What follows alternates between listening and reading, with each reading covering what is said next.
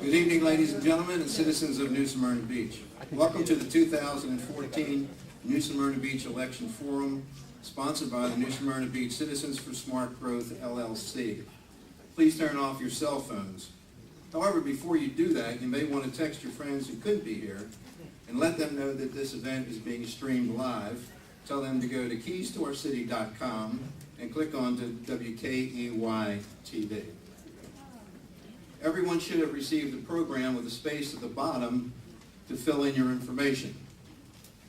Complete the form, tear along the dotted line, and please put in the blue bowls that will be passed down your row if they have not already done so. This is your entry for some terrific door prizes to be drawn at the end of the program. Our team is easily recognizable. We have these gorgeous hats and some pins, so if there's anything that you need, just flag one of us down. My name is Marty Danaher, and I'm president of New Smyrna Beach Citizens for Smart Growth, and I will serve as your moderator this evening. It's 5 o'clock somewhere, but it's 6 o'clock in New Smyrna Beach, so let's get started right now. To lead our opening ceremony, please welcome our retiring mayor, the Honorable Adam Berenger.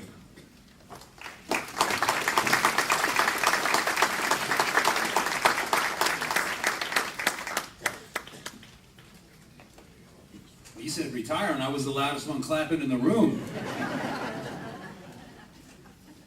When they asked me to come here and just to present the invocation and do the Pledge of Allegiance and just say a few things, I just want to thank everybody for allowing me to serve for 5 years. It has been the most awesome experience. So I want to thank each and every one of you that helped me along the way, and the gentlemen that you have up here, each one of them, I've gotten to know over the last 5 years. I've served with both Jack and Jim, and I tell you what, this city has two great choices. So that's a very good thing that we have, and with that, I would like to bring up Neil Coates. If everyone would stand for the invocation, please. Thank you, Mr. Mayor. Let us bow our heads and close our eyes. Father God, we come tonight, Lord, and Father, we thank you for this day. This is a beautiful day that you've given us. Lord, we thank you for this lovely evening. Lord, we thank you for the candidates that's sitting before us tonight. Lord, we ask that the candidates and all the city residents and concerned citizens, Lord, as they talk with the candidates, and Lord, we ask that you bless us tonight, Lord, and give us wisdom. And Lord, let us keep it decent and in order. Father, we come tonight just thanking you for all that you do, what you're about to do. Most of all, Lord, we ask that you just give us that insight, Lord. Let us just have that candidate, Lord, that will fit your will, not my will, Lord. We ask that your will be done. We thank you again, Lord, for bringing all these lovely individuals together. We thank you for the chairman. We thank you for the co-chair. We thank you for each and every one. In the name of Jesus, we pray. And those that love the Lord say, amen. Say it again. Amen. Amen. Amen. And now we remain standing for the Pledge of Allegiance. We have the flag back here. I pledge allegiance to the flag of the United States of America and to the republic for which it stands, one nation, under God, indivisible, with liberty and justice for all. Thank you, Mr. Mayor. Oh, but before you go, would you please come back 1 second?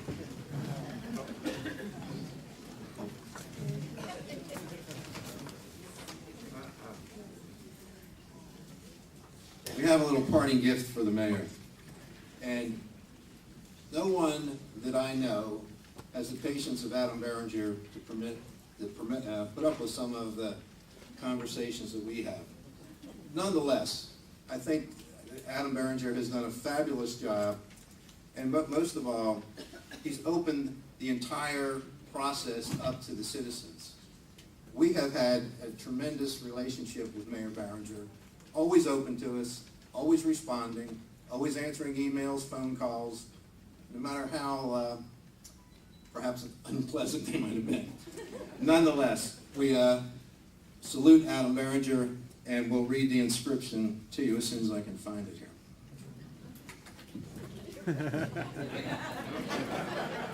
In recognition and sincere appreciation of your tireless efforts to increase citizen participation in the governance of our city of New Smyrna Beach, thank you.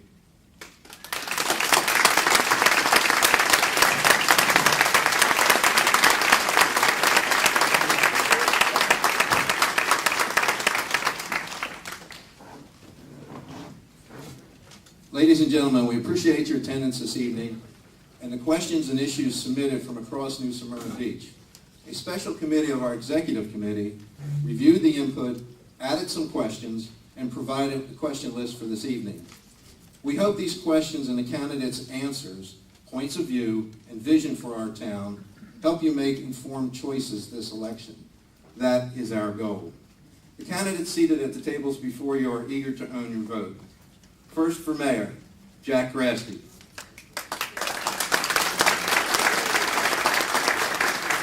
Jack is a current member of the City Commission and has served on the City Commission since 2005. He's a former Utilities Commission superintendent. He's a United States Air Force Vietnam veteran, serves on the board of directors of the YMCA, and has 3 daughters and 4 grandchildren. Next, Jim Hathaway. Jim Hathaway is a 61-year resident of New Smyrna Beach, has 18 years of service on the New Smyrna Beach City Commission. He's a local businessman with a degree in business from Stetson University. He was a captain in the United States Army Reserve. He's been married to Paula for 33 years, has 4 children and 4 grandchildren. Next, for the Office of City Commission Zone 2, Jake SACS. Jake is a retired firefighter, and paramedic. Jake has been an active citizen in New Smyrna Beach, working on transportation, safety, and water quality issues. Jake and Leslie are full-time residents of New Smyrna Beach, and Jake promises to be a 100% full-time commissioner.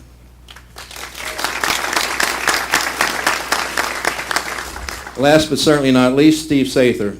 Steve and his family are 27-year residents of New Smyrna Beach.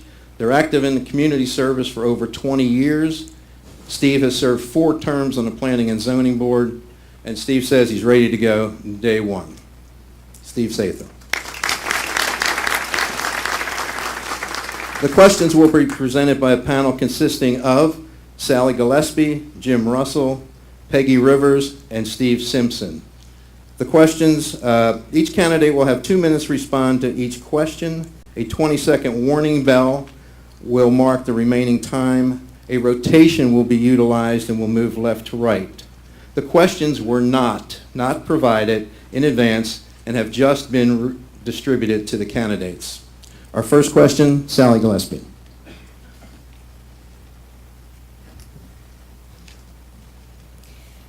Good evening, gentlemen.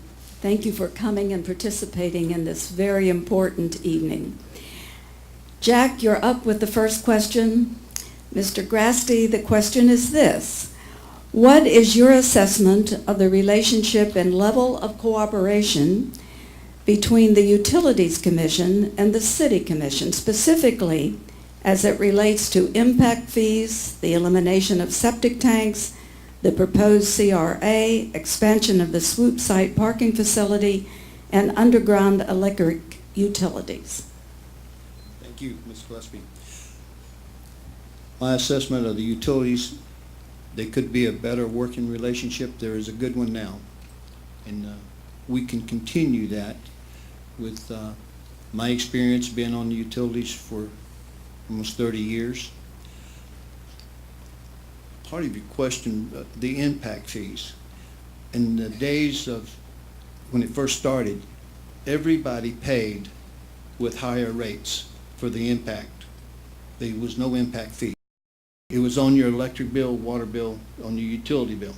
That paid for the infrastructure, pipes, sewer lines, water lines, electric lines. All that came through your electric rates.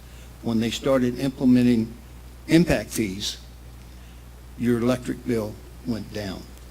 And last night at the Utilities Commission, we are 12% below the regular other municipals in the state of Florida, which means a savings to you about $280 a year. That is a huge saving, and they have worked very hard for that. Developers have had to step up and pay the impact fees to keep the homeowners and residents low. And that really helps the low-income people. The low-income, they don't have the much money to spend on other things, and they have to pay their electric bill. Maybe they don't buy their medicine 1 month. The septic tank issue, the state is probably taking it up this year. Any time that the septic system has came up, the state, it's going to be a costly effect. Swift Power Plant site, I hope the utilities will remove their. Thank you so much, Jack. That was a big question, I know. And it now goes to Jim Hathaway. Mr. Hathaway. Thank you, Sally. Yeah, I can honestly tell you the working relationship between the Utilities Commission and the City Commission could be a lot better. I mean, we should be working as a team together, trying to tackle any issue that comes before the City of New Smyrna Beach, especially when we talk about economic development. I mean, it seems like they're not at the table. They don't want to be at the table, and they've bluntly told us in the past, this is our plan, the way we're going to do our 5-year plan, and we're not going to go along with the city's issues. We have issues right now on the south side of 44 where we can't put sewer lines in. The city's going to have to do it itself, assess these people, put these sewer lines in, which is not what the whole plan of the Utilities Commission was supposed to be. They were supposed to take care of these issues. Regarding septic system, I think that's something that the health department has to determine whether or not these systems are outdated. We already have an ordinance in our books that says if a sewer line goes past your home after 1 year, you're to hook up. But we've amended that ordinance to allow those people that have new septic systems and working septic systems that they don't have to hook up until those systems fail. Regarding the swoop site in terms of parking, I mean, it's the silliest thing in the world to have a maintenance barn on the most prestigious piece of property in the city of New Smyrna Beach right on the water. So I think, it's pretty logical to say, hey, we need to work out an arrangement to get that property.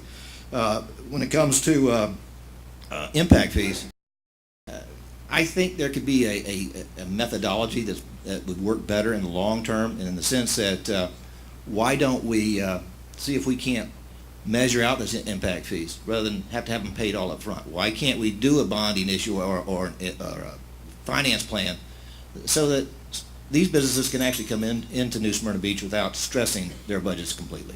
Thank you very much. Thank you so much, Mr. Hathaway. And Mr. Sachs.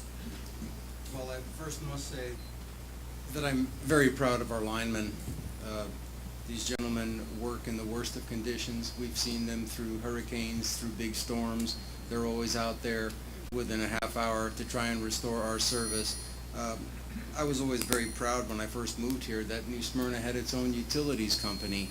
I think and hope that they provide better service than FP&L, but I understand that they must be more responsible to the needs of the citizens. Lately, as a candidate, I've been hearing many complaints about the Utilities Commission, and hats off to the ladies and gentlemen who work there. But we have an aging infrastructure which needs repair, and we need to address that. If people are constantly complaining about their power going out, if we have flooding in the streets, or the electronics, impact fees need to be spread across the board to everybody. If there's new development in the town, they need to pay their fair share. And I know there are many, many people in this town who really can't afford raises in impact fees and utilities. I've heard answers to queries about better service were, well, get yourself a generator, and other answers like that. And again, with all due respect to the Utilities Commission, I know they work hard, but I see one problem that hasn't been brought up, and I'll just add that why are we losing utility company workers to other companies? I think they should be better paid. Maybe we'd have better service, and they do need to be accountable to the citizens, and they do need to be accountable to our commission. Thank you so much, Mr. Sachs. And Mr. Sather. Yes. The question being, what is your assessment of the relationship and the level of cooperation? I don't think the level of cooperation from the Utilities Commission's been tremendous. It was already brought up. We need utilities run out the south side of 44 in order to make sure, being on the Planning and Zoning Board, to make sure that when those areas get developed, we can get something other than the big box store that can afford to spend $500,000 to run the utilities out. I know the city's working on the problem. We'll vote probably a bond that will allow businesses to come in as a special assessment and get those utilities, but we shouldn't have to do that. Utilities should work with us. That's one. With regard to impact fees, they need to be prorated. When a business wants to come in, we want to encourage, not discourage. And the fact of the matter is that the front loading of those impact fees is quite often prohibitive and sometimes makes someone just turn on heel. We don't need that. The higher the value of the community, the lower the rate can be for everyone. That's how taxes are structured.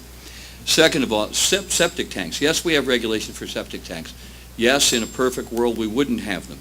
But the fact of the matter is most of those decisions are going to be made in a county, state, and federal level.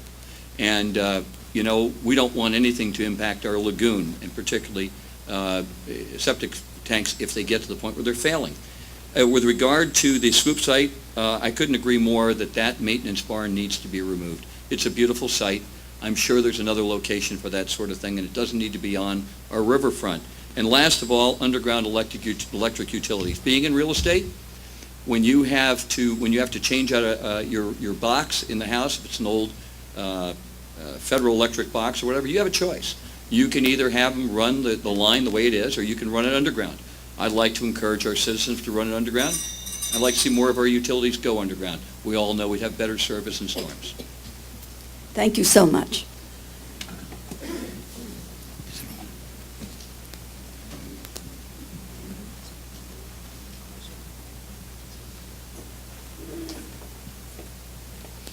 Good evening. Thank you all for coming tonight. I'd like to start this question with Mr. Hathaway. The historic West Side neighborhood plan has been in place for a few years. How would you assess its impact on the citizens of that neighborhood? How would you evaluate the return on investment?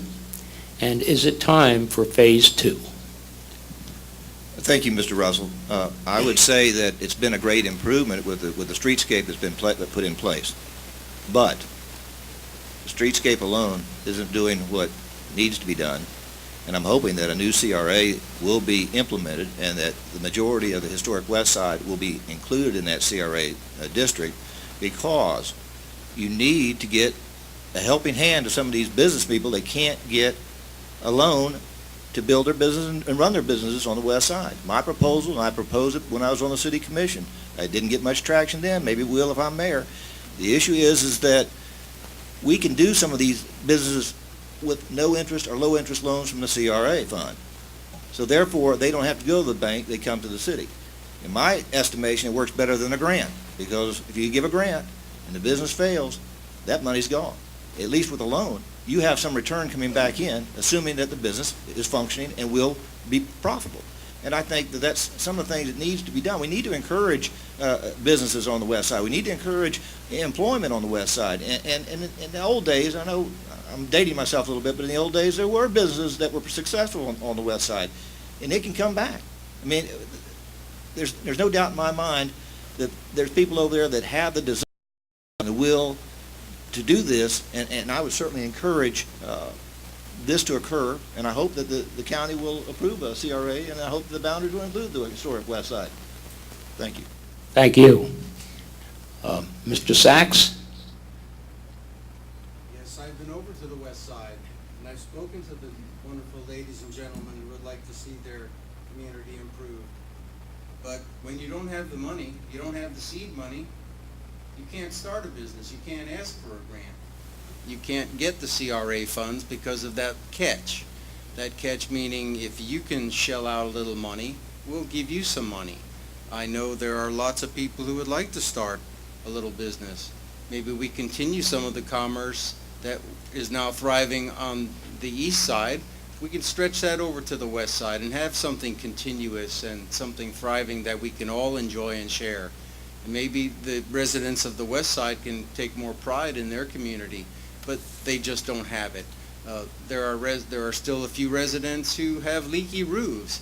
I'd love to see some of that CRA money go to help them, to dry themselves in, to improve some of the sidewalks, to improve Pettis Park. Then we can address the situation about businesses. I've spoken to some of the residents there who do have an interest in starting some small businesses in the area, but they just don't have the seed money. And we must find some way to provide that for them, whether it is for grant applications, some other ways to look for those monies. That would really help that community. Thank you very much. Mr. Sather? Yes, with regard to the Historic West Side Neighborhood Plan, I think that it's been in place for a few years. I think it's done a fairly good job in infrastructure. I think that the improvements to the Babe James Center are very important. I think the improvements to Pettis Park that I've seen over the many years have been good. I think that we do need to develop the West Canal Business District as well. It is a direct connection. It increases walkability. It probably provides jobs and proximity to people. And I would say that we also need, with the community as a whole, if we can improve the economic development of New Smyrna Beach as a whole, we as a community as a whole can provide more to the west side and every other community of the city. Another thing that's needed is jobs and job training. I think that we need training for people who aren't going to college. And I think that the west side is one of the areas of the city that would benefit greatly by having vocational training available. As regard to for the west side, I'm all in favor of it. And is it time for a phase 2 on our development plan for the west side? Absolutely. Mr. Sather, thank you very much. And Mr. GRASTY, if you would. Thank you, Jim. I agree with what's been said. Two should start. Washington, Mary Avenue, parts of Myrtle, new sidewalks has been great. But also, if they want to start a business with some help, we could use a business loan. They can do a business plan and go to SCORE. And SCORE is retired people to help people do a business plan and go through the UCF incubator and get over there and help those people with some kind of seed money. CRA could help with that. And I'm all in favor of that. It would work great. And tech school or vocation school, I know somebody that taught that for years, and I wish they would use that and open up a business over there. They have a great opportunity, and that's an untapped resource over there, not only for the utilities and the city also, some of the workers. I'm all for it. Thank you. Thank you.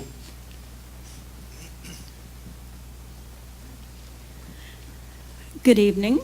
It's good to have all of you here tonight.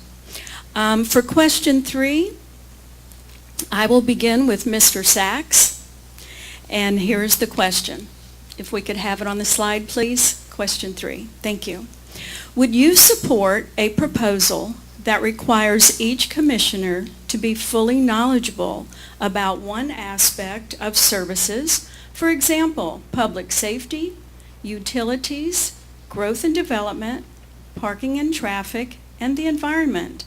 And please explain your rationale. Mr. Sachs? Thank you, ma'am. That's a wonderful question. I want to thank Ms. Riker for actually expressing to me her interest and knowledge of being on the commission. And she said that each commissioner usually takes the time to get involved in one or several aspects of the community, business growth, environment, other issues like that. I've been very involved in public safety myself. I've attempted to lower speed limits in town and have been successful there. I've attempted to attain traffic lights, pedestrian safety traffic lights, and have accomplished those feats. Some people said they have never been done before. They said they never could be done. But with time and effort, they can be done. There are other very important efforts. The most important effort is pollution in our river, which we all love so much. We are a town surrounded by water. Basically, Volusia County is a sponge. We do not want to be a dirty sponge. I would like to stand as the person who would undertake that effort. I will do everything that I can and continue to accomplish that effort so that we can have clean water, a wonderful ecotourism resource. And of course, that is a wonderful question. Each one of us, even if we're not politicians, even if we're just regular citizens, we should take that very small effort, and it is a small effort because all you have to do is pick up garbage, all you have to do is lessen the fertilizer you put on your ground. We can all be involved, but I do agree that each member of the commission should have a pet project that whether it be attending to the west side or the CRA or hotels on the beach, traffic issues, parking issues, they all should be under the foresight of each individual commissioner. Thank you. Thank you very much, Mr. Sachs. Mr. Sather. Yes, thank you. The question being, would I support a proposal that requires each commissioner to be fully knowledgeable about one aspect of services for public safety, utilities, growth and development, parking and traffic, environment? I think that anyone elected as a city commissioner should be pretty well versed in every single one of those areas.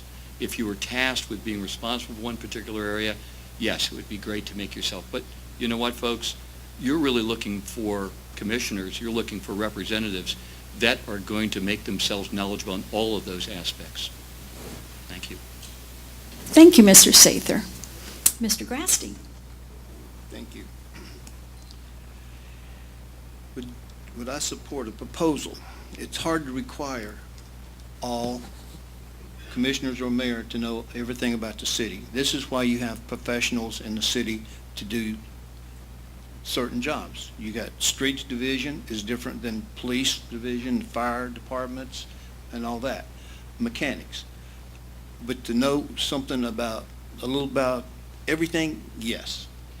I have been on the state Energy, Water, Environmental Committee for 8 years now. And one of our prep projects is evacuation routes. We was instrumental in getting the legislature to put generators and gas stations on the major evacuation routes. So this is where we're looking at. Now we're looking at the water quality and our Indian River Lagoon. We got $200 million that we put in for last year through the state League of Cities, and we got it to help maintain our lagoon.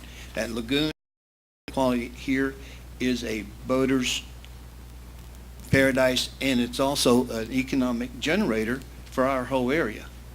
So, a little bit about everything. Thank you. Thank you, Mr. GRASTY. And Mr. Hathaway.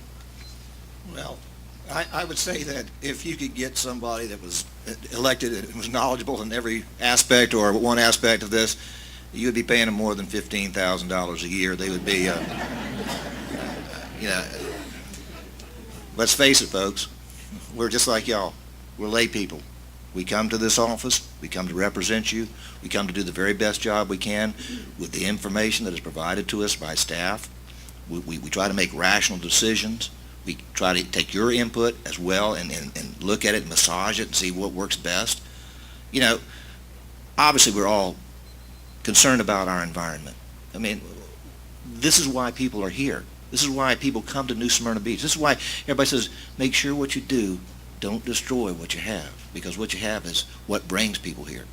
And I'm a firm believer in that. I think that the reality of it is, no, we don't want to mess up our waterways. We don't want to mess up our traffic situations as they are now. We're already congested, as we know.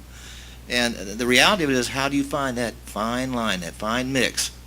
And certainly I would encourage, I served on the board of directors of the Florida League of Cities for 2 years. And we were one of 2 representatives from Volusia County. And I served on multiple boards over my 18 years at the state level. And I would encourage any city commissioner, and have in the past, to get involved with the Florida League of Cities, because there are various boards and agencies that you can align yourself with, and each commissioner can take a different board and then come back and report to the city commission what they have learned and what they have gleaned from these operations that other cities have already done. You don't have to reinvent the wheel. You know, other cities have already done some of these things that we've taken advantage of, and sometimes we have been the ones that created something that others have taken advantage of. So The reality of it is that I don't think you should make a city commissioner take on a specific role, but I think every city commissioner should be knowledgeable as much as he possibly can through staff. Thank you very much. Thank you, Mr. Hathaway. And now Steve Simpson has question 4. And my question goes to Mr. Sather, and it is rather long-winded, so please bear with me. Undoubtedly, you're familiar with the city's Charting Our Course 2039 and the vision statement, preserve the historic footprint and neighborhood character of our community. Do you believe high-density hotels on the oceanfront are consistent with that vision? Would you vote to repeal Ordinance 1119 that removed the oceanfront restriction of hotel development? Would you support a moratorium on future proposals until a neighborhood plan is completed? This moratorium would not apply to proposals currently submitted. Do I believe in high-density hotels? No, we don't need high-density hotels.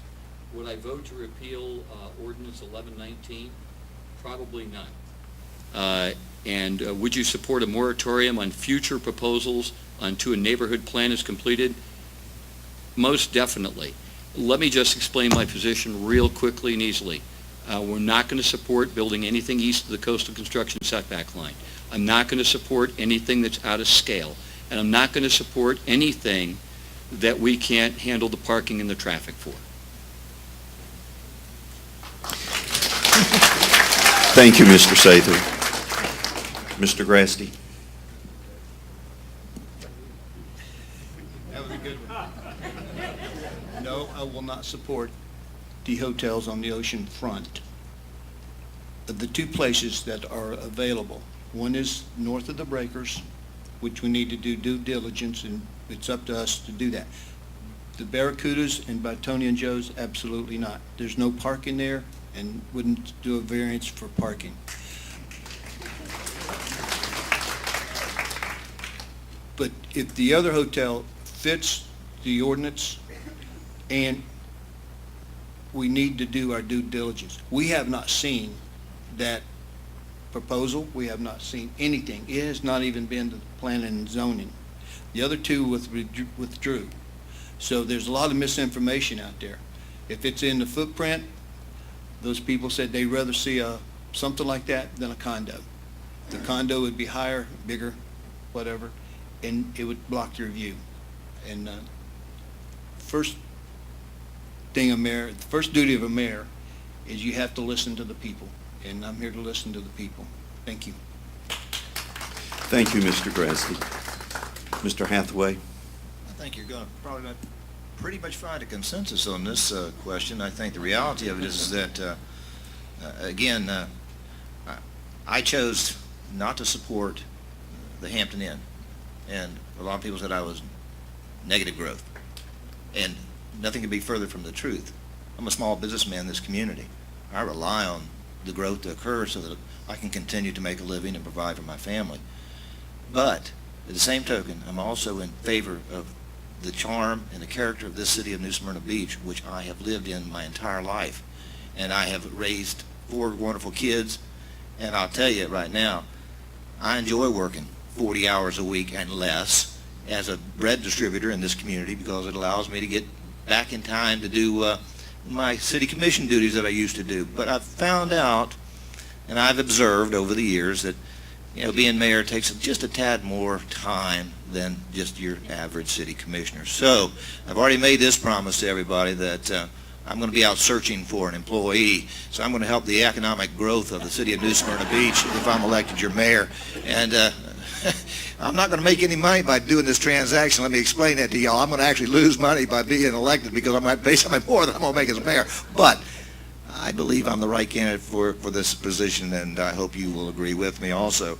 And I'm getting back to your question, I guess, in a roundabout way. If it's not broke, why are we trying to fix it? The issue is we went from 1224, which stood forever and ever and ever. 1973, I believe, was the election for 1224. We modified that in 2008 and 2011 to, I think it was 1272, and that was to accommodate the Hampton Inn. Now, the issue is, are we going to look at this floor area ratio issue that's being proposed? And I heard from a lot of folks that's not the way to go. So, you know, I'm one of those guys right now that would say nay to these high-rise projects. So thank you very much. Thank you, Mr. Hathaway. Mr. Sachs? I'd like to give you a little bit of history. Since 1972 in Miami Beach, I watched the last two small private homes get raised for high-rise condominiums. Now granted, they were not hotels, but I believe if we had not filled that TNZ meeting last week, we might have a different opinion on coastal construction setback lines. We might have a different opinion on raising floor to area ratios. I'm afraid that if we had not had public opinion and a very large outcry, we might just have a product that we don't want or need. New Smyrna has a certain charm and character that I moved here for. I know that most of you moved here for that. I can understand we need economic development and growth. I am for smart growth, but I treasure our coast. Most of you may not agree, or all of you may agree, that we have changes on our beach. We don't have the size of beach we used to have. I know that large buildings will change the character, the environment, the air quality, light quality, the traffic, the noise, the whole character and design and charm of our beach. Do we really need hotels? I would presume if we did, we would have them already. Because of the efforts of people and their voices, we don't have what they have in South Daytona. They have a wall of concrete, and the community behind it is blighted. If we want to use that model, well, maybe we would or will. But if it were up to me, we would not see that. We would see something much more compatible, something that the people could live with, something that wouldn't increase our traffic, our problems, our parking, all the issues that we have now that are finding it very hard to live with. Thank you. Thank you, Mr. Sachs.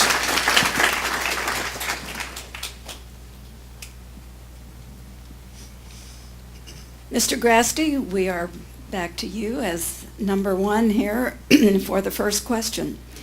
It is generally recognized that parking and traffic are at times major problems in the Flagler Avenue Central Beach neighborhood. What is your vision for solutions, and how should they be funded? Should ideas such as special sales tax districts, for example, or paid parking be considered? Thank you, Sally. Starting the first, about when the beach toll takes place, there is paid parking on Flagler and 27th starting. They're going to be kiosks. And I really didn't support that to start with. There is a parking and traffic issues from time to time.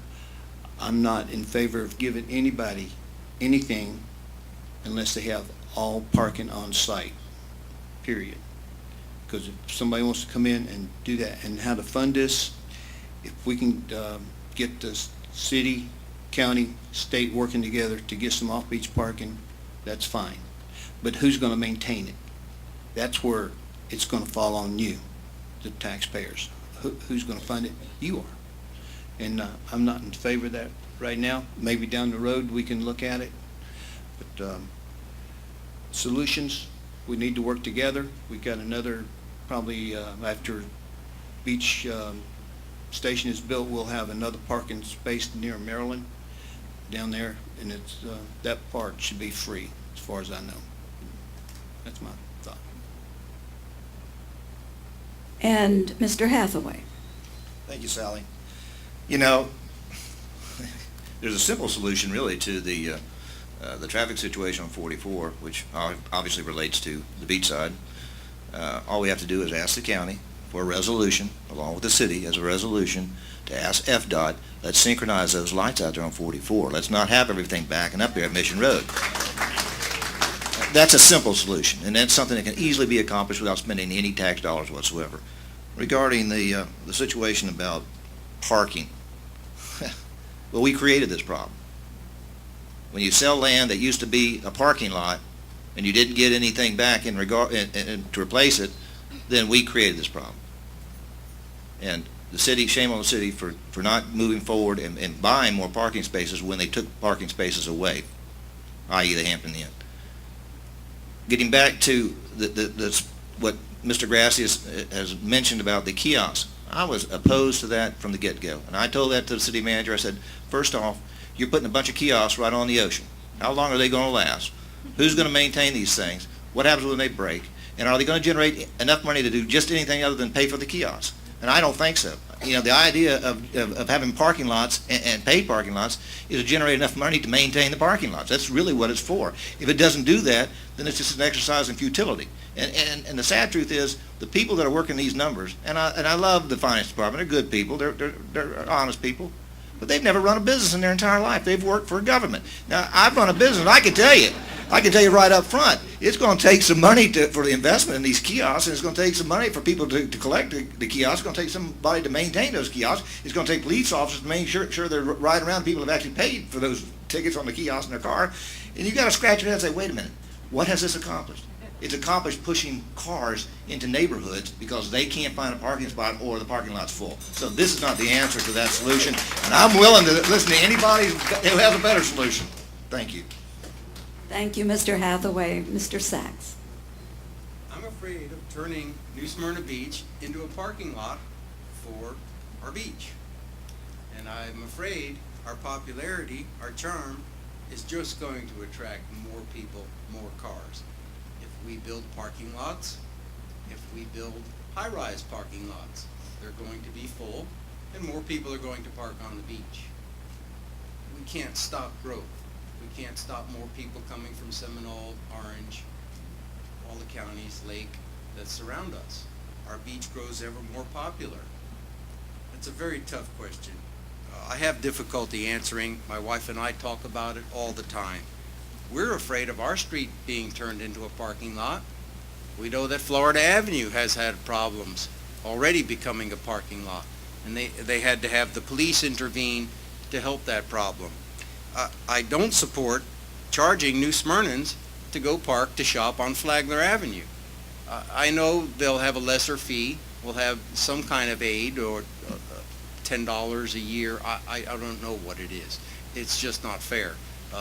We're lucky we get to ride our bikes around town, and I know that's been thrown out. Everybody should get on a bike, and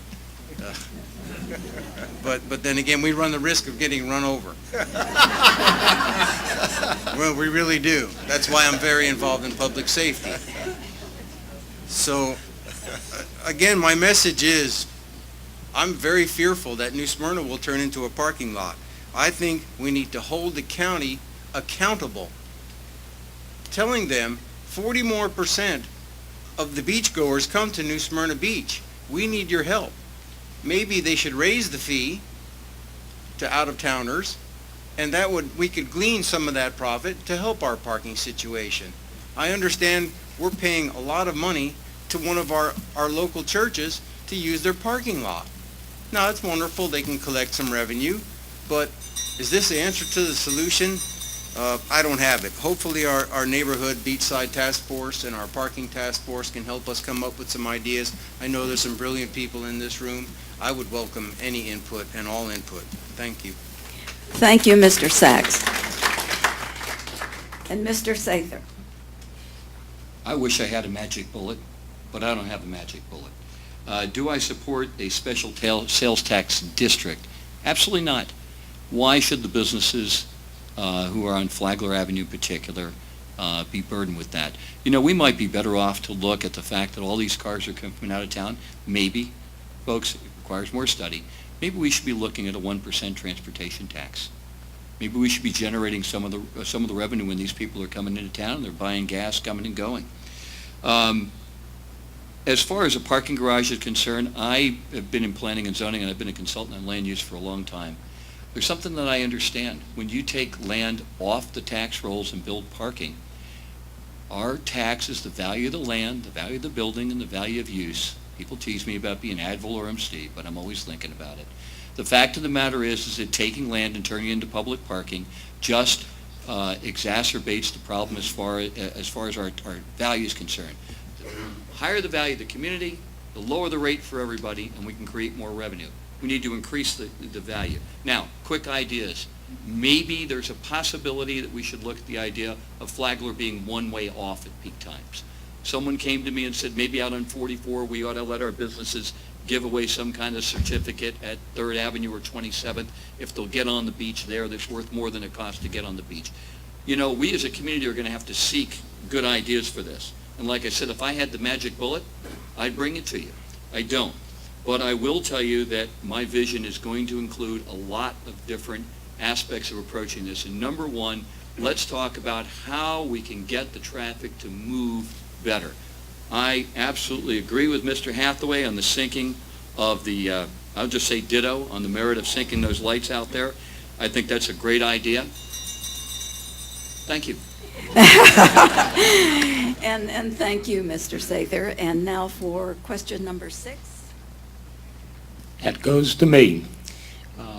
I'll start again with Mr. Hathaway.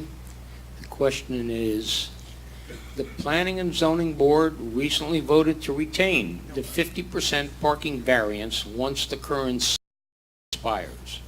If the issue goes before the City Commission, how should the Planning and Zoning Board continue to have the authority to grant parking variances? I'll take the last part first. You know, I was on the City Commission when we gave the Planning and Zoning Board this variance right, and we did it to get the monkey off our backs as elected officials, but I think it's time to take that back. I think the reality of it is that it should be on the burden in the backs of the elected officials for offering these variances and not on the Planning and Zoning Board. Regarding the 50% parking variance, I would ask the question to a business that sells its trades from one hand to another, what happens to the parking situation if the 50% goes away? Does that individual then have to cough up enough parking to satisfy the parking requirements? And if so, what kind of a burden is that? Are these other businesses then are they all just grandfathered in and under this current arrangement? I think there's a lot of questions that need to be asked before you can come up with a certifiable answer that yes, they need to go back to full parking. The problem is you've got people out there with businesses now that have 50% requirements that met that requirement. And if they are now stuck in a situation where they can't sell their businesses, then what happens? I mean, who's at fault here? And I think there has to be some kind of mechanism in place that determines whether or not it's wise.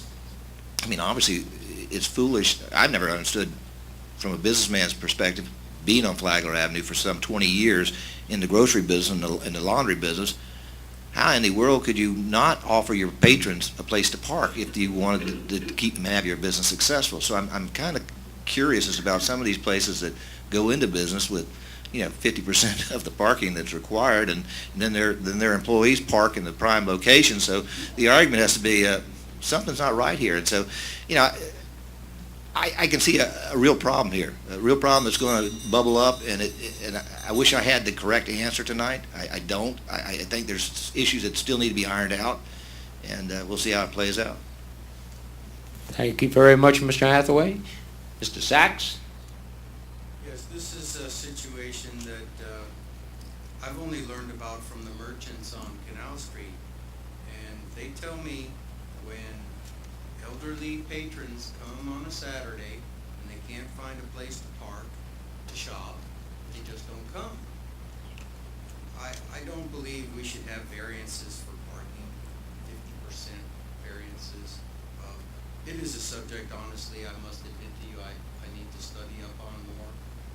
I do know we're a very popular town with a serious parking problem.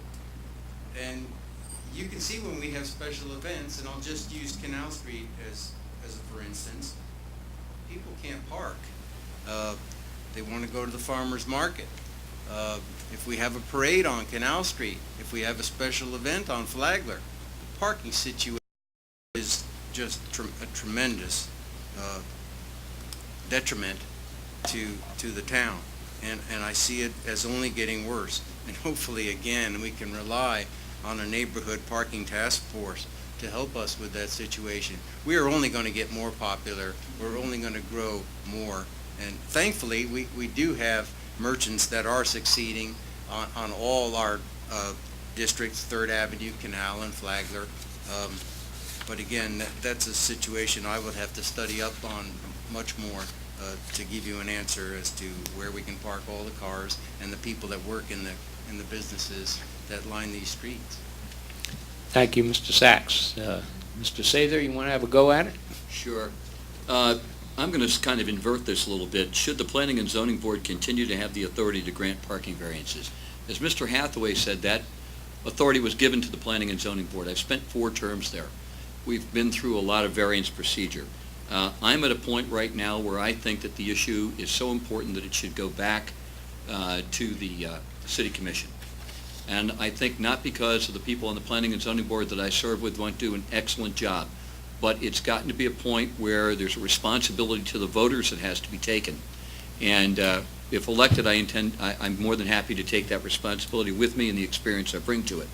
With regard to the current 50%, we had a lot of empty storefronts. All of you walk down Flagler, walk down Canal, point at each shop, and tell me what was there before. Most of you can. It's changed. When a parking place is 10 by 20 with a 22 to 24 foot aisle, requires landscape and requires water retention, it's going to be impossible for our business districts to be able to maintain any high quality business and provide double the parking that we're requiring right now. One of the reasons that a lot of these businesses came in is because that burden wasn't there. We're going to have to get to the reality, folks. I asked a restaurateur, I said, let me ask you, when the parking is full, is your restaurant full? The answer was yes. Well, then maybe we need to raise the flag. Maybe sometimes if we go to one district of the city and all the parking is full, we need to go and support the restaurants in another part of the city. I mean, we do have Canal, we do have 3rd, we do have Flagler, we do have 44, and we do have US 1 that we're hoping to put a CRA into. So the fact of the matter is that that 50% parking ratio has actually spurred economic development. We'll have to take a hard look at it, because I'm going to tell you, I think Mr. Hathaway brought up another good point. What happens when somebody sells a business, or what happens to some of the businesses that aren't yet developed? We're looking at 3rd Avenue with some wonderful things, and possibly more to come. Thank you. Steve, you want to have a go at it, Jack? Thank you, Jim. Vote to retain the 50% parking. I'm agreeing with these. It does need to come back to the city. Time is short. 4 years ago, you could walk down Canal Street and there wasn't a car on Canal Street. You go down last night or Saturday night, you couldn't find a parking place. So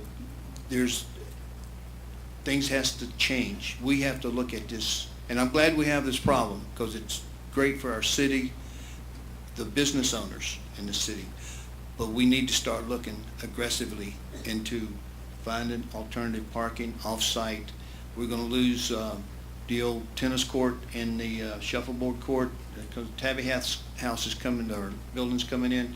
That's going to take up the farmers market parking on the weekends. So we're going to have to look at other places. The CRA bought the one across the railroad, across US 1, and it is being used now, believe it or not. And I'm grateful for that. So, but I tell you, it's getting. Thank you very much. Okay, question number 7. Again, I will start with Mr. Sachs. This is a 2-part question. A ballot initiative this year proposes an economic development property tax exemption. Should the citizens approve it, how would you control its usage, and how would you limit the geographic usage to areas of need in New Smyrna Beach? wrestling with that question. I know that's how America does business. American taxpayers subsidize entrepreneurs to start businesses. Sometimes they do wonderfully and pass on those benefits to our nation, our towns. Sometimes they don't. To be honest, coming from my own heart and head, I think it's a way to subsidize corporations. If Americans were all wealthy, well, sure, why not? We could kick in a little bit. But I know there are a lot of people, maybe even in this room, who need a tax break themselves and could sure use it. So I'm very leery of tax breaks for corporations. Sometimes they take the tax breaks, and after the 10 years or 5 years that they're granted, they pick up and leave and go somewhere else. And what are we left with? More blight. I can see that possibly happening here. I won't waffle, but I can't commit to saying that I fully agree that we need to have tax abatements for future businesses to grow, for future businesses to come here. Maybe the quality of our town, the quality of the people, the workforce, should entice those businesses to come here anyway. So I'm really not in favor of tax abatements for businesses. If they can't stand on their own merits, then maybe we shouldn't have them here. Thank you. Thank you, Mr. Sachs. Mr. Sather. Yes, a ballot initiative on proposes economic development property tax exemption. Yes, I think that it could be a good idea under certain circumstances. First of all, it has to have a fairly simple scorecard in order to attract any businesses. Second of all, it should be limited. It should be limited to places like US 1, which need economic redevelopment. It should be limited to places like the industrial park, which we really need to get going out at the airport. There is a spot on Tonia Road which could be good. We don't need it on 44. We don't need it on Canal. We don't need it on Flagler. We don't need it on Atlantic. And I think that if it increases the number of higher paying jobs, I think if it increases the number of jobs overall, and I think that the good scoring system, it's not going to be just 100% abatement. They're going to have to earn each level of abatement, which I think is a fairly good idea. I think our Economic Development Commission did an excellent job in making that recommendation. I think our Development Director has the right idea, and I think you should read it very, very carefully, because it's not just waving the flag and saying you don't have to pay. It's really talking about a way of trying to get something done. Folks, sometimes you've got to have just a little bit of honey to attract some economic development. And I think this could be one way that we might do it. But you know, think about it. How many of us have kids that don't live and work in this city? I mean, really think about it. I'd like to see some opportunity here. I'd like to see some opportunity for some of you. Thank you. Thank you, Mr. Sather. Mr. GRASTY. Thank you. Essentially, you're all going to make the decision if it's going to come here or not. You're going to vote yes or no for it.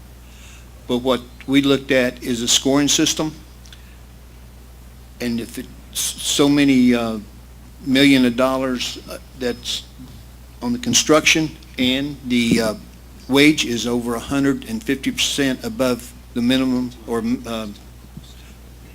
fair wage, then that's up to you. You have to make a decision on the scoring, which we followed. The wage thing is very important because they bring money, they live here, and they spend their money here, their taxes.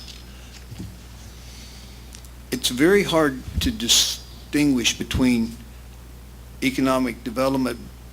You're going to spend $8 million on a construction, a business, and you're going to hire 100 employees.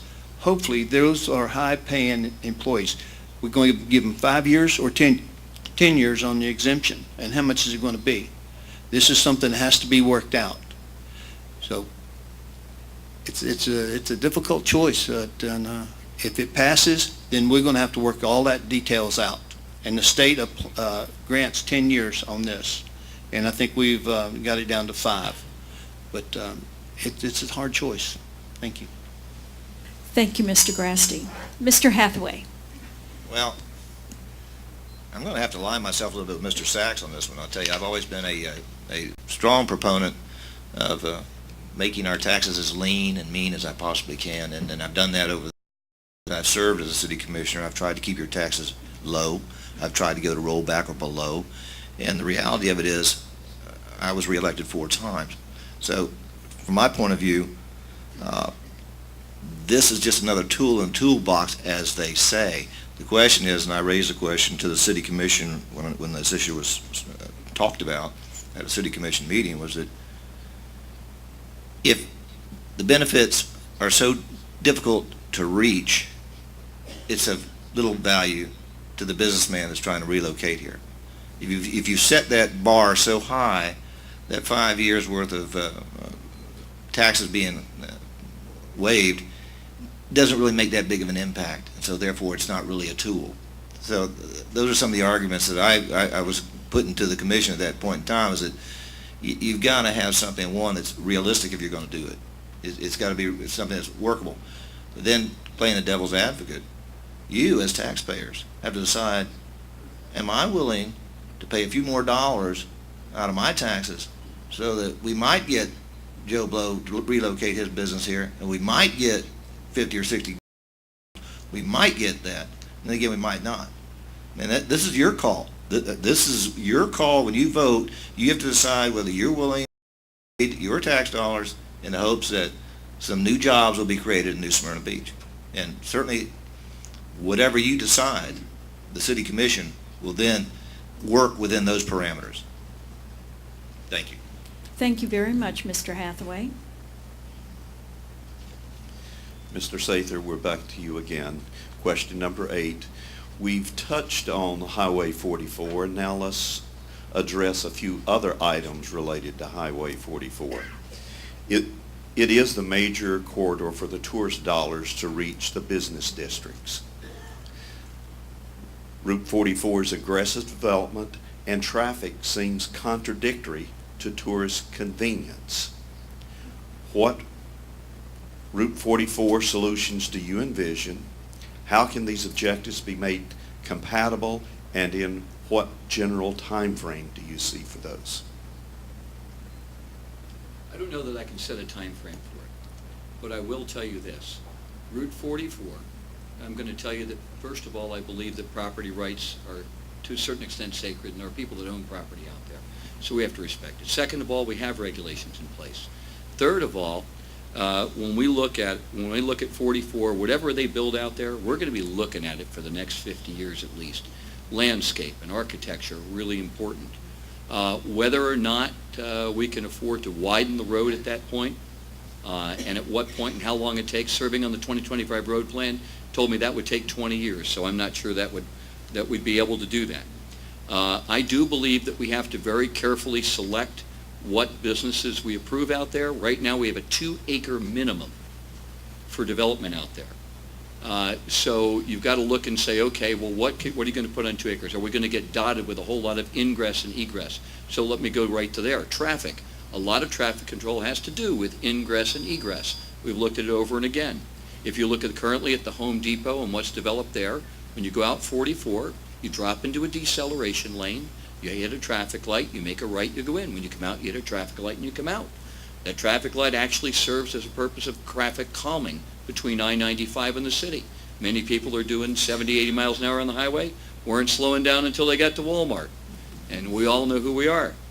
But the fact of the matter is that calms us down a little bit. So I think if we'll look and use the example of what we've done at Home Depot and how we've controlled traffic there, I think that that's a good example, and we have to be careful of how many curb cuts, how many entrances, how many exits, how many traffic lights, and I think from there, using good regulation, it will basically, that is what we can do. For a time frame, folks, that has to do with money. Part of it is the Utilities Commission, putting those utilities out. Thank you, Mr. Sather. Mr. GRASTY. State Road 44 used to be a two-lane road, mom and pop convenience stores along the way, all the way to Samsula and beyond.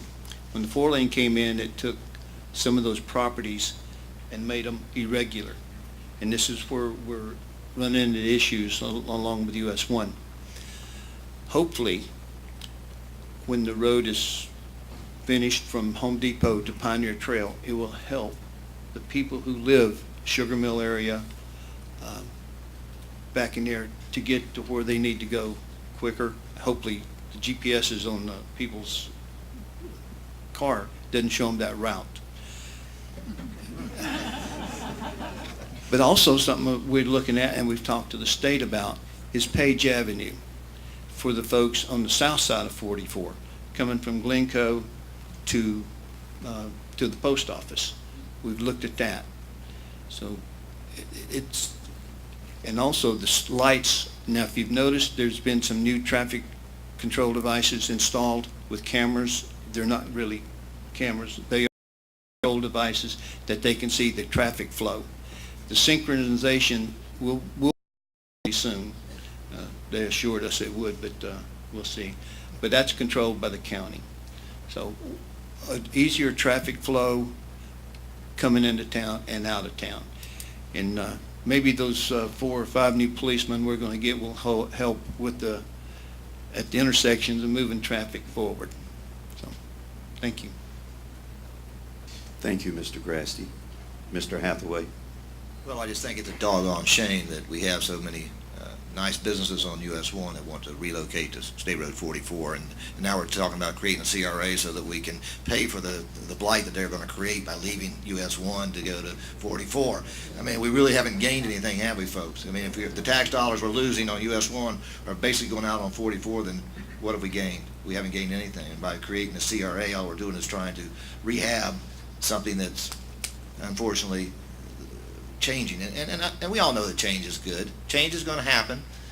We have to accept change, but we also have to be able to adapt to those changes and be able to make it work so it doesn't mess up our lifestyles, to be honest with you. I mean, I'm like everybody else. I don't like going out on 44 on a weekend. I can't get into Publix on 44 when I'm heading west because the traffic's, you're taking your life in your hands trying to make that cut. You have to go up to the light if you're going to get into Publix on 44. I know you've all done it, and it's not fun. And quite frankly, it's a safety issue.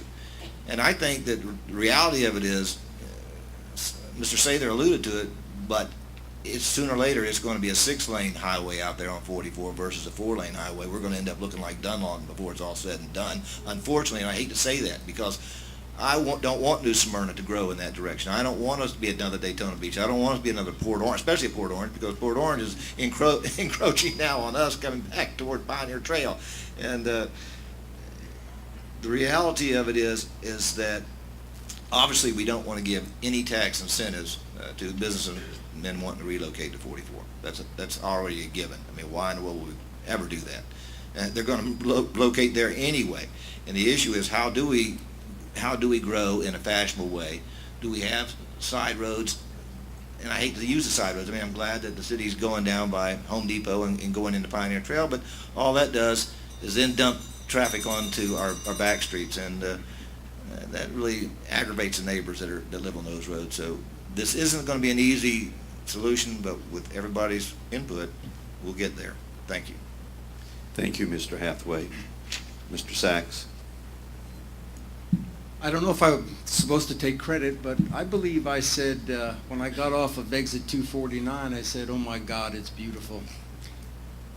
I've heard a lot of people, I've read a lot of stories, Hometown, Journal, said what's happening to 44. It's turning into another ISB, another Dunlawton. We all know it's coming. I'm very upset that we've taken our Dixie Highway business corridor and just transferred it over to 44. And some of those folks out there were going to ask for tax incentives and benefits, where they've contributed in blight to other areas, and we're just going to have car dealers and liquor stores and other things that are going to impede the already incessant traffic that we see on holidays and weekends. I personally, being a member of the TPO, have expressed my interest in the safety of that corridor. And I thought I understood that it was the wish of New Smyrna Beach never to widen that road, that it remain 4 lanes and not be 6 lanes, because once we become 6 lanes, this town is finished as we know it. We will just be another exit. I'm thankful that instead of, thank you. I'm very thankful instead of a Tesoro gas station, no offense to Tesoro, but that we have a medical facility that we can be proud of at that intersection. I'm not so thankful for the Walmart way out there, but I do know that we do need a tremendous amount of thought to go into the balance of the 44 corridor.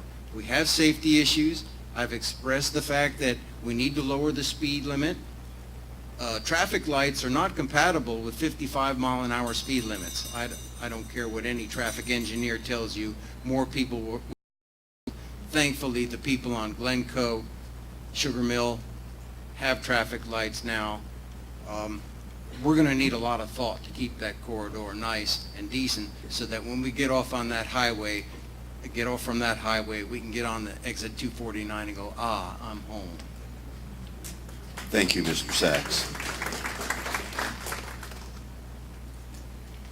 Question number 9.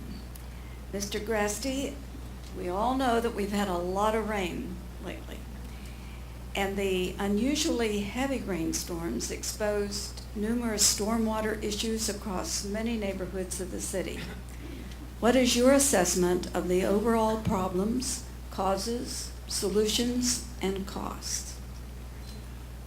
The cost for Islesboro alone is roughly $2 million, and it was drawn up last year and tried a year before. They've been working on it for some time and submitted, but it was turned down. Would already resubmitted for Islesboro again. Now, working in here and living here for 40-some years, we've seen flooding in all areas of New Smyrna, the beach side, Columbus Street, Maryland, waist-deep water. I know the couple of commissioners and Mr. Hathaway was out there in Islesboro. I went and talked to the workers out there, manning the pumps, and even the days later, they would pump it and it would just come back in. We had extremely high tides, and 8.5 inches of rain in a few hours is unheard of. And I believe that with the plan in place, we can really help those people and other places in town too. Right over here behind the utilities floods. People had flooding in Fairgreen, Turnbull Estates. We have to look at all that. Water's coming up through the grates from the high tides. So the cost, it's going to be expensive, but I believe we can work it out, and it'll be soon. Thank you. Thank you so much, Mr. GRASTY. Mr. Hathaway. Well, what the city commission is proposing at this point in time is that they'll get to it around 2016. Now, listen, that's just not good enough. The city of New Smyrna Beach has just borrowed a little over $8 million. They've earmarked $1.5 million to rehab the city hall to add 1,500 square feet. They've earmarked $5 million to tear this place down and rebuild it. There are people that are being flooded out of their homes in Islesboro, and the city commission is telling these people, in 2016 we'll try to get enough grants together to fix your flooding problem. We've got the money today, folks. Reallocate those dollars and cents. Let's fix the flooding problems in Islesboro right now. Let's do it tonight. Ridiculous. I felt so bad when I walked down there, and we had spent quite a bit of money on Fairmont, putting in a new retention pond, putting in all these grates, paving the roadway, and the house closest to this retention pond had about 1.5 feet of water inside it. And I walked in that house. It was a fairly new home, and it's basically ruined. I mean, I assume that they have flood insurance because it's in a floodplain, but if they paid cash for that house and they don't have a mortgage, you don't have to carry flood insurance. So, I think these are issues that need to be addressed and need to be addressed right away. Government moves slow enough as it is. Believe me, I know. I've been on that commission for 18 and a half years. I understand how slow government moves. But these are issues that need to be addressed right now. And I'm not saying to take all the money away from the Brandon Center, but by golly, let's take care of these flooding issues. Let's move some of those dollars over there. Let's move some of those dollars for the rehabbing of City Hall, for Pete's sake. Let's take care of the stadium. Why in the world are we not looking at these things through these rose-colored glasses? And let's realize, people, we have some problems that need to be addressed today, not next week, not next year, today. And let's do it. Thank you. Thank you, Mr. Hathaway. Mr. Sachs. Somewhere along the line, somebody sold somebody some swampland. God bless Florida, but the Army Corps of Engineers, St. John's Water Management District decided you could build on this land. Don't worry, it'll flood only in 100 years and only a few people will be affected. But when I was at the commission meeting, and I'm very upset about it, one young woman stood up and cried. She lost everything. She has a few children. Now I understand only 10 homes, 12 homes were affected, but that's devastating. And FEMA wouldn't even consider it. They came in and said, oh, you're not bad enough. I went in and I visited Islesboro, and I saw the flood line. You know, after a flood, you can go and see where the high water mark is. It's devastating. It's bad. And just getting back to the simple message, if you're going to add on to your home, fix the broken plumbing first. We need to work on our aging infrastructure. It's not in the best of shape. We are a lovely town on the outside, but on the inside, we're kind of rotting. And Islesboro needs our help. Sections of the west side need our help. Each side needs our help, and thankfully they're getting it. Stormwater projects are major projects. I am leery of where all that water is going to go. Since I'm very, very conscious about our ecology and our lagoon, I know that water, once they do the stormwater project, will flush out into the river much faster. It won't seep into the ground. Of course, people won't have the flooded homes and the flooded streets, but we have to be very considerate about all the water that we are surrounded by. Those 100-year floods are happening every 5 or 10 years, and we have to address that situation now. Maybe the Brandon Center should and could wait a little longer.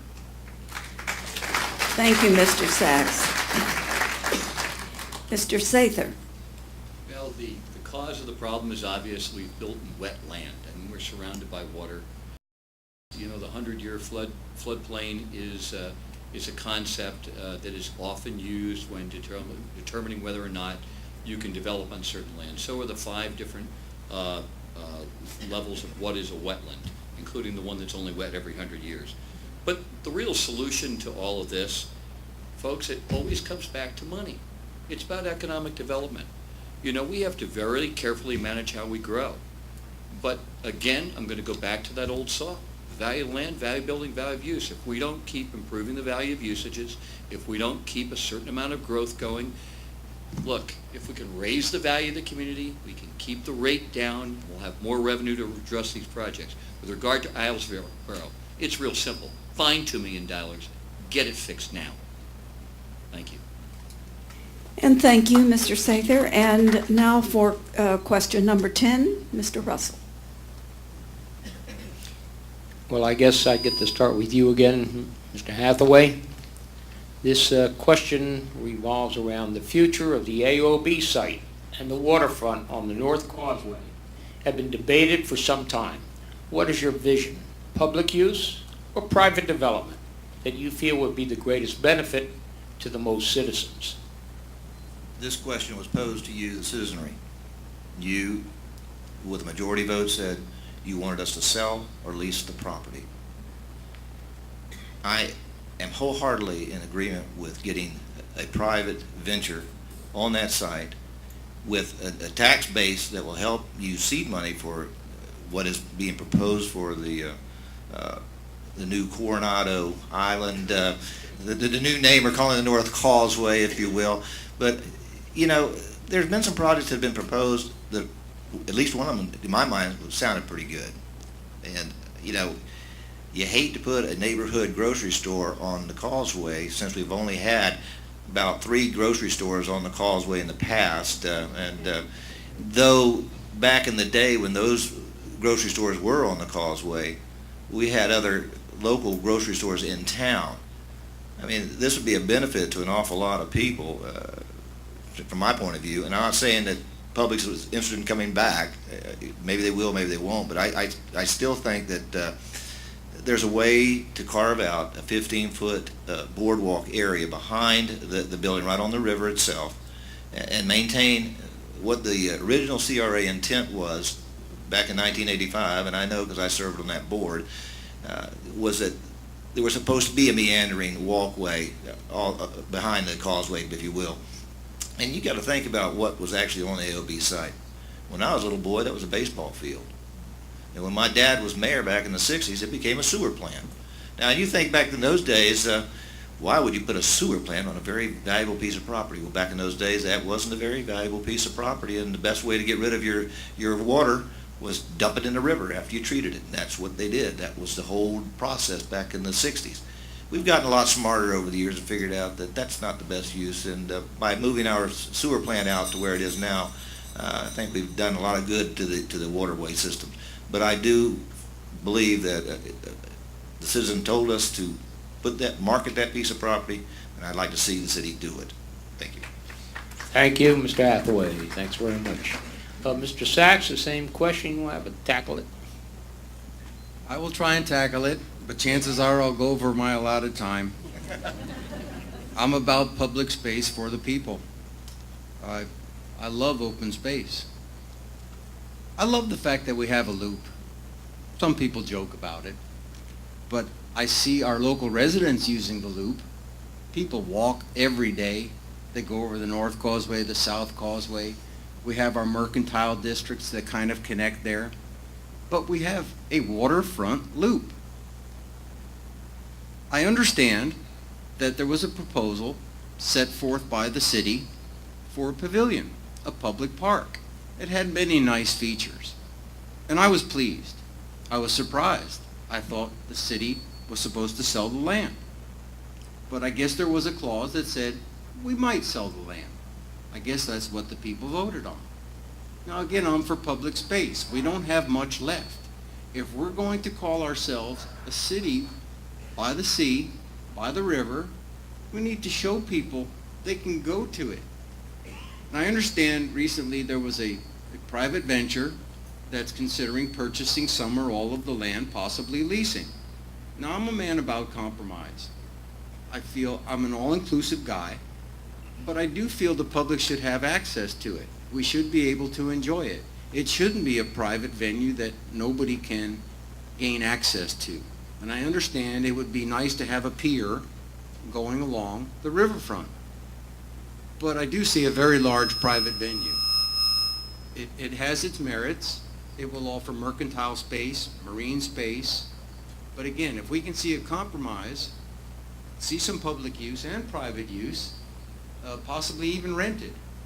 Don't sell the land, rent it. I'm sure there are plenty of ventures that would like to rent that parcel. But if we want to maintain our public waterfront loop, that would be a nice asset to have, to be partly public. Thank you very much, Mr. Sachs. Mr. Sather, we've got the same question for you. Thank you. I've seen two wills of the public, we'll put it that way. One is that sell the property, put it back on the tax rolls.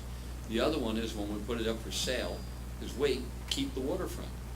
So I would tell you that I would favor that we keep the waterfront, that we develop it as a promenade, and or go along with the private venture that wants to. I think we need to expand our marina space as well.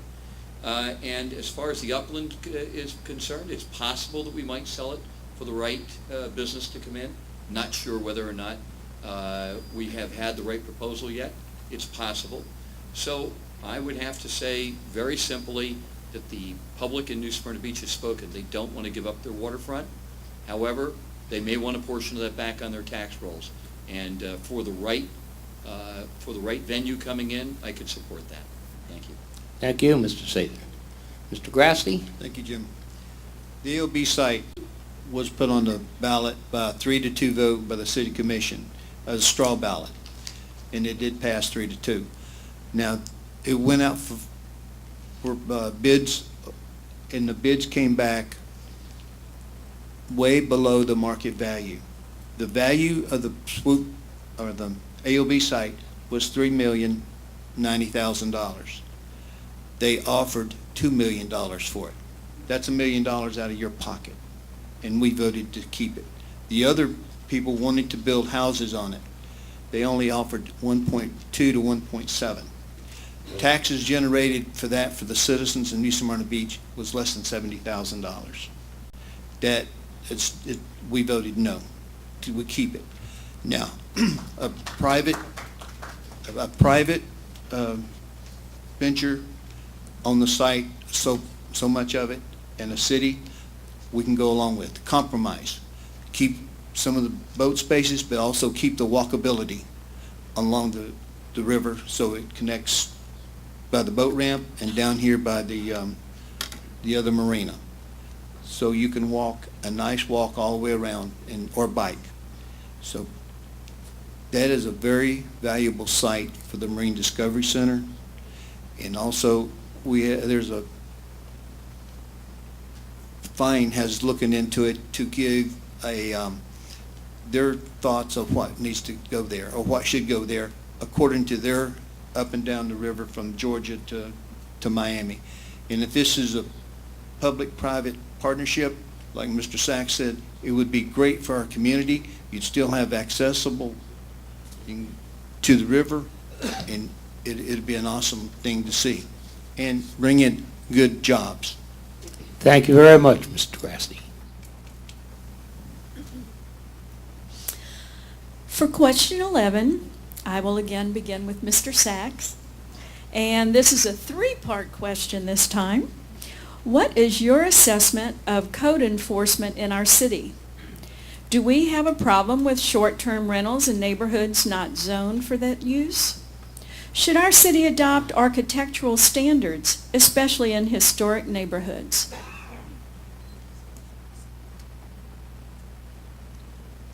Code enforcement could be a little stronger. I would like to see some CRA funds directed toward code enforcement. I'm not the strictest guy.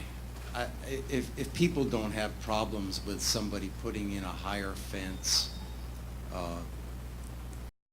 because they have issues with a neighbor's unsightliness or a project that may have had lesser setbacks that they want to be separated from, those are good things to consider. But then again, we have properties, businesses that are not keeping up their storefronts. And instead of offering CRA money to them to paint their stores, maybe we should have code enforcement go in there and say, you need to fix it up. Architectural standards, I'm all for. We have a beautiful, wonderful charm in the buildings that we have here that have existed for possibly 100 years. And I'm all for maintaining that charm. Along with that, I would rather not see big box buildings everywhere. If we can keep that charm, it keeps the quality, it keeps people coming back, and it keeps a nice, cozy feel. Was there a third part to that question?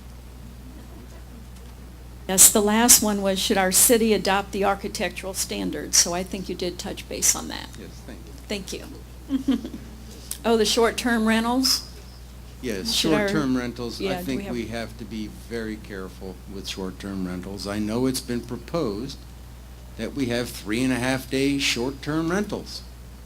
I don't know if planning and zoning approved this or even thought about it. I think it's an abhorrent idea. I would never consider this. It would turn my neighborhood and many neighborhoods into a motel, and I am not for short-term rentals. Thank you, Mr. Sachs. Mr. Sather? Yes. I served 1 year on code enforcement. I'll put it to you bluntly. It needs to have teeth. If you're going to have regulations, you need to enforce them, And if there are fines, they need to be paid, because otherwise people will just constantly kind of look for forgiveness instead of permission. Short-term rentals, very simple.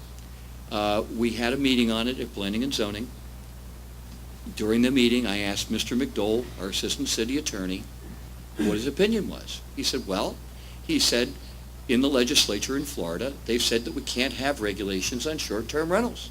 And if we change any of our regulations, we have no regulation at all.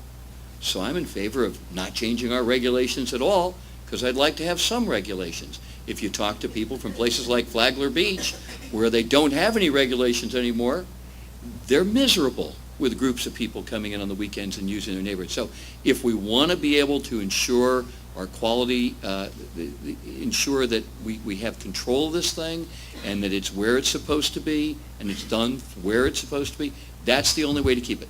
My understanding, again, advice of the city assistant city attorney, if we change our regulations, we don't have any. Keep the regulation in place. As far as architectural standards, folks, I'm much more in favor of incentive than regulation. Incentive is a much better way. You know, I asked someone one time, and it was looking at historic architectural standards, and I said, well, what about the couple that's 70 or 80 years old that can only fix the place up to the best of their ability? Should we penalize them for that? No, we should have incentives for that. So when it comes to architecture, I'm for incentive, not regulation. In our historic neighborhoods, preserve our history.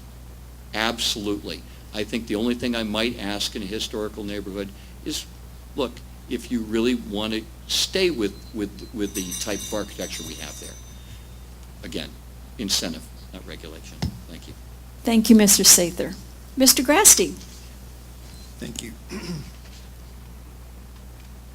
Historical neighborhoods should stay just like they are, period. Window type, doors, anything like that. Code enforcement needs more teeth, and we have to go through the legislature to help do that. Short-term rentals, same thing. We need to talk to our legislatures and go there and give them our case. We have to go tell them, present our case to them to help change the regulations. Short architecture standards, we have been working on that, and I know Ms. Hendrickson's been trying to get that done for years, but everybody that comes here, they want to keep their architecture. They want to keep it. The same houses, they want to keep it to blend in with the neighborhood. Faulkner Street, down here on South Riverside Drive, North Riverside Drive. They don't want to change those houses. They want to keep them because they're beautiful historic houses. And what really blows our mind really is that demolition by neglect. Sometimes the house looks good on the inside, but outside, but inside it's deteriorated. This is where code enforcement needs more teeth to save those houses. We've had a few over the years to be torn down because of this neglect. And we need to talk to those people and get them to fix up their houses. Thank you. Thank you, Mr. Grasty. Mr. Hathaway. You know, most people in this community are good-hearted, well-minded citizens. They take care of their properties. They don't have to be told by some government agency, hey, go mow your grass, go paint your house, do this, do that. I mean, most folks have enough sense to take care of their own properties. Now, every now and then, you're going to run into a neighbor that just irritates the heck out of you, and that's where code enforcement truly comes in, because our code enforcement is reactionary. Has been ever since I've been on the commission. There's never been proactive. And the reality of it is, nobody wants their name to be out there saying, I ratted on my neighbor, so you don't really have to say who you are. You can call up and say, hey, my neighbor's, you know, his grass is 3 feet high. How about getting out here and mowing it? Well, that's fine, but just like you say, half the time you can't find the neighbor or he won't do it. So the city ends up hiring someone to go in there and mow it, put a lien on the property, and then what happens is it comes back to city commission, the owner comes back and says, I don't have the money to pay the fine. And blah, blah, blah. So the city commission normally says, okay, we're not going to make you pay the fine. You just have to pay the expenses out of city pocket, what we had to pay for the yard work, for the advertising, and so on and so forth. And wrong or right, that's the way it's been handled in the past. Does that mean it has to be handled that way in the future? No. I think that when you talk about looking at our city architectural standards, this has been something that's been debated since Noah, before the flood. I mean, this is, and reality of it is that each neighborhood stands on its own, and Mr. GRASTY was correct. We've gone through this exercise in the past, and we've had the people from Faulkner Street area saying, we want to have this certain architectural style, and it was fine. I mean, the planning department said, fine. As long as you're all in agreement, or a majority of you are in agreement that this is the architectural standards you want to adopt, great. You know, when it gets down to brass tacks, you start telling people, you got to paint your house door red, and that bell, geez.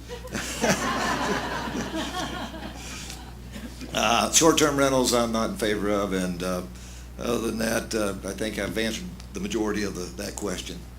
Thank you. Thank you, Mr. Hathaway. And now Mr. Simpson has question 12. And the good news is this is the next to last question. Our city has many challenges, including the health of Indian River Lagoon, infrastructure, public safety, and blighted areas, to name a few. Please identify your top 5 priorities. How do they fit into the priorities established in the 2039 plan, charting our course? Well, I'll make a little plug. Go to my website, stevesather.com. It's, I have put in there that I'll support the request of the City of New Smyrna Beach for a new CRA for the US 1 corridor and the West Side neighborhood. I also put in there that I will support well-managed development of the SR 44 corridor, applying best practices for traffic management, ensuring implementation of the practices for landscape and architecture. I will support development and maintenance of our parks and public facilities. I am committed to the preservation of the historic aspects of our community, and I want to keep your taxes down. Thank you, Mr. Sather. Mr. GRASTY. Thank you. Top 5. Protect our lagoon, river, and our waterways is top priority here. Public safety, yes. 77 cents on your tax bill this year buys you 5 new police officers and equipment, cars. Public safety and blighted areas, we need to do the CRA on US 1. The County Council in 2010 says cities clean up US 1 from Brevard County to St. Flagler County. And we've come up with a plan like that. We need to bring that forward. Water is always going to be an issue in Florida from now on. Flooding is going to be another issue. Mid-beach flooding and new infrastructure in the mid-beach is going to be a top priority. The utilities has partnered, and the cities partnered together to put in new water lines and sewer lines along with the new stormwater system, so they don't have to go in and dig up the road again. So that is a great partnership that has developed there. And keep moving forward. Thank you. Thank you, Mr. GRASTY. Mr. Hathaway. Well, my 5 bullet points are: return local government's focus to the basics in a business-like fashion. What does that mean? Well, that means we take care of our police officers, our firefighters, we make sure our roads and our sidewalks are taken care of first and foremost. We get back to the basics. You know, the city sometimes has a tendency to waver outside of where it should be. It gets into the advertising business, it gets into the real estate business, it gets into marketing business. You know, it loses touch with the basic fiber of what local government is meant to do and accomplish. Second bullet point, to promote common sense approach to decision making. Well, I've tried to approach that ever since when I was a young lieutenant in the military. This big first sergeant came to me. He had just come back from Vietnam, and the war was over, thank goodness, when I was serving. And this first sergeant said to me, "Young lieutenant, if you remember the 7 P's, you'll be very successful in life." And he said, "Here are those 7 P's." And by the way, I'm cleaning up some of the words. Prior proper planning prevents pitiful poor performance. And I'm going to apply, and I've applied that to my business world and to my world as a servant to the citizens of New Smyrna Beach over the years. Third is reduce taxes by eliminating non-essential expenditures. Look, we got a bunch of junk out here that we're paying for that we don't need. I know it, you know it, it's clear in the budget, we can cut it, and that's how your taxes stay lower. 4, work to ensure manageable, sustainable growth while protecting our natural resources. Well, that's what we're talking about with the lagoon and all of our waterways. Obviously, we want growth, but we want a kind of growth that doesn't destroy the beautiful city and the charm that we have. And the last, help keep New Smyrna Beach a safe and enjoyable place to live and raise your family. I've been blessed. I've lived here, as I said before, 61 years, was able to raise 4 kids here. They now have their 4 children, and I'm fortunate to have 2 of my kids actually live in Southeast Volusia. My youngest son lives in New Smyrna, and my oldest son lives in Edgewater. My daughter, and I have a son who lives way out in Birmingham, Alabama. But I've been very blessed to have the ability to raise a family in this beautiful community, and I thank you all for allowing me to do that. Thank you. Thank you, Mr. Hathaway. Mr. Sachs. Most important to me, and hopefully to you, our lagoon. I'm responsible for the Reasonable Assurance Plan in lieu of a Basin Management Action Plan. I have been tireless in going before our St. John's Water Management District, our county DEP, our city, to try and get us to clean up the water. I've been a member of the Marine Discovery Center. I get down there and put oysters on mats because I know one oyster will filter 50 gallons of water.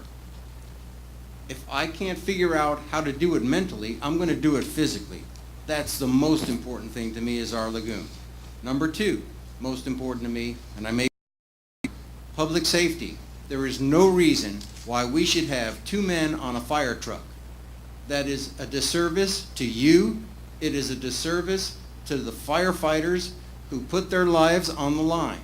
We need to get whatever we can muster to put at least 3 men on a fire truck. Okay, and if you like, afterwards I can explain the necessity for that. Number 3, our economy. There are young people, finally, thank God, there are young people with families moving into my community on Beachside. Children who grew up here, who thought they could never do that. They're working, they're actually mowing lawns, okay, so that they can afford the lifestyle. We need to develop jobs for middle class, so people can actually afford to send their kids to school so they can come back here. Number 4, the CRA. I do support the CRA. We need to have oversight and transparency so that we don't have the problems that people have complained about before. And number 5, the corridor, the 44 corridor. You know my feelings on that. I do believe, I know we will have progress on the 44 corridor. It needs to have balance, it needs to have safety, it needs to have something that we can be proud of as well, that we can use all the time. Thank you. Thank you, Mr. Sachs. Question number 13, and I assure you there is no significance to this. In fact, it's going to be a very, very lucky number for 2 of you. Our last question deals with the operation of the commission itself and your thoughts on how that might possibly be improved, and I'll read the question. The City Commission typically has an annual workshop, and I do want to put a line under annual workshop. Do you favor greater frequency? Will you be more open to advocating your plans, ideas, and positions? Does the reactive mode of the commission need to become more proactive? And Steve, you get the first one. The annual workshop is always open to the public. Everything we do, and I want to make sure that everything we do is open to the public.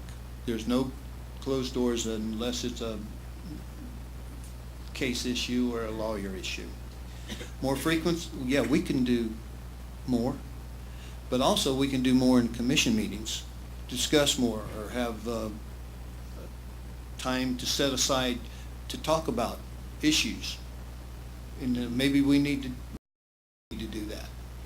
We will do that. Will you be more open for your plans and ideas? Of course, yes. And we can discuss those anytime in our commission time, mayor's time, whatever that time is allotted. But everything is open. And I do favor more meetings maybe, or workshops.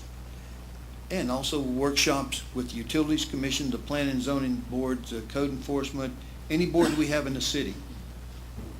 We should have meetings with them. Yes, we should always be proactive. Thank you, Mr. Grasty. Mr. Hathaway. I've already made a statement at a previous debate that if I'm elected as your mayor, I will have quarterly meetings with the citizenry of New Smyrna Beach. I will open the doors and move around from place to place in this community. You'll be free to come talk to me, ask me any question, tell me any problem you may have, and I will promise you I will address those issues pronto, not later. Secondly, yes, as a city commission, I would like to go back to, one, I don't like the yay-nay vote. I'll tell you right now, I think if you're a city commissioner, I'm all in favor of the roll call vote, and I think it's important that when you have an issue that comes before you, you have a roll call. I'm also a big fan of debating the issues in public. I don't like the fact that the commission gets up there and the issue is raised and all you have is a motion and a second, there's no discussion or very little discussion, and the next thing you know, the vote's taken. Well, the commissioners may have discussed this, and I know they can't discuss it behind closed doors, but they may have talked with the city manager, may have ironed out the issues. They need to come up and be up front with you and tell you, this was the issue I had with the city manager, and ask the city manager that same question so that you know what that commissioner asked that city manager behind closed doors. That needs to be done out in public. Yes, I'm also a firm believer that we've gone from one extreme to the next, and don't get me wrong, I loved Adam Berenger and Sally McKay. They were good mayors, but they both were to do two different extremes when it came to people allowing people to talk. Ms. McKay allowed more time, and Mr. Berenger allowed less time. So my position would be, listen, I'm open, and I would certainly say if you've extended past your 3 minutes, I'm not going to be there racking that gavel, say, sit down, you've taken up your 3 minutes. And I think the city commission will be in favor of that, because if you're coming forward, if you take the time to come to a city commission meeting and you wanted to discuss an issue, you should have the time to discuss that issue and hear an answer, not walk away, thank you very much. Do I think the city commission need to be more proactive? Absolutely, and I will, as your mayor, I will make sure that we have a lot of times that you can come and speak more so than you have right now. Thank you, Mr. Hathaway. Mr. Sachs. Yes, another really strong issue that I feel strongly about, because thankfully, because of mayors like Adam, mayors like Sally, I couldn't have gotten the things that I've gotten done for the citizens that I love, public safety, water quality. They were there to listen. And it's that wonderful American process that we're able to do here tonight. People are able to stand up and voice their opinions. And the commission won't poo-poo them and shove them away. Okay, we have a balance. We had Sally, we had Mayor Adam. But at that whole process, people were able to apply, to express themselves. And we're actually listened to. And I'm proud to be a part of that. I hope to be a part of that, to be the person that will listen and respond and get things done. Thankfully, volunteerism in this town and people that pay attention is how we really run. Because if it weren't for that, I don't think the city would succeed as well. We have wonderful staff that have been very supportive. And through the years I've lived here, we've had pretty nice commissioners who will take the time to listen to you and get things done and solve problems. I think that's why our city's been around so long. We may debate, we're almost as old as St. Augustine, and there's a good reason for that. And I'm thankful for that. I would just like to add, we need to have less items on our consent agenda. Maybe they should be up for discussion a little more. We need to have transparency and responsibility. If I'm lucky enough to get that job and you don't like the job I'm doing, you should be able to boot my butt. But thank you. Thank you, Mr. Sachs. Mr. Sather. Thank you, Ms. Gillespie. With regard to the annual workshop, I couldn't agree more that it should be a quarterly workshop at the very least. Do I favor greater frequency? I've answered that question. Will I be more open to advocating plans, ideas, and positions? Folks, if any of you know me, I'm wide open when discussing my plans, my ideas, and positions, and I always will be. One of my personal goals as a city commissioner is going to have a citizens helpline. I want you folks to be able to call me anytime, email me anytime, take a meeting or have a cup of coffee with me anytime.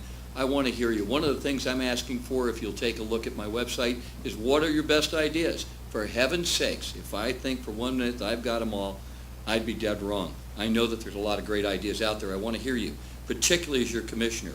And does the commission need to be more proactive? Actually, if you'll look at my record on the Planning and Zoning Board, I'm already actively pursuing being more proactive.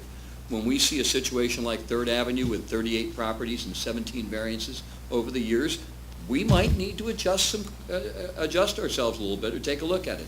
So I think that sums up my answer for you.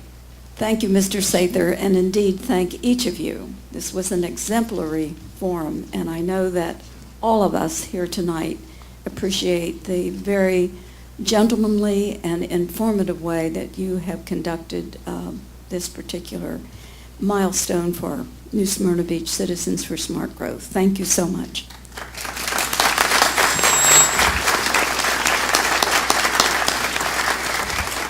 With that said, Sally, we told each of these gentlemen that they would have the opportunity to make a closing statement if they so desired, beginning with Mr. GRASTY. Thank you. I love this community. I was a worker in the field. I was not a politician. And it's difficult sometimes to speak, but I've had great help in coaching. I bring a set of skills of real life experiences that will serve me as your mayor. I worked at the Utilities Electric Department, management, serving on our community in all kinds of events, hurricanes, tornadoes, and flooding. My 9 years experience on the city commission as one of your city commissioners has taught me to vote in a way that serves the whole community. One of my strong points is that I'm available. And some of you saw me walking around, and I'm always out and about. To be your full-time mayor for the citizens of New Smyrna Beach. Coming before you tonight, I'm asking for your support and your vote. And my last comment, I'll leave you with this thought. Good looks catches the eye, but good personality and attitude catches the heart. Thank you, and God bless you.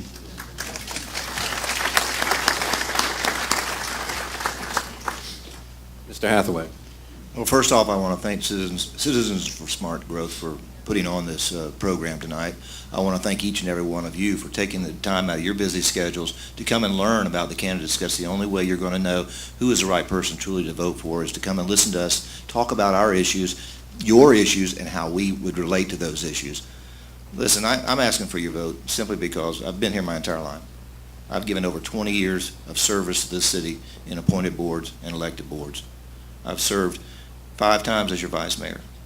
I've got double the experience as my opponent. I've got over 40 years of business experience in this community.